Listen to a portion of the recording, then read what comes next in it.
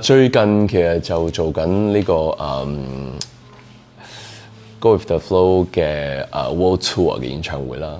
咁除此之外咧，我諗日本嘅觀眾可能都會期待呢個九龍城寨之圍城，唔係，我哋喺呢個係叫終章，係啦，即係 Part Two 咁嘅拍攝。咁其實而家我哋預計應該係出年嘅3月應該會開拍嘅，聽導演講。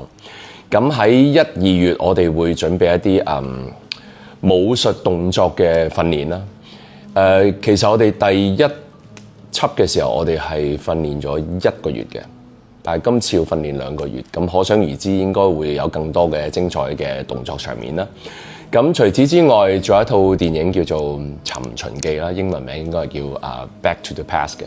咁應該係今年年底25年嘅年底，即係New Year's Eve 左右，就應該會喺香港上映嘅。咁我都好期待，希望可以有機會可以同日本嘅觀眾見到呢一個作品，咁亦都好希望到時如果有機會可以多啲過去同大家近距離接觸。Thank you。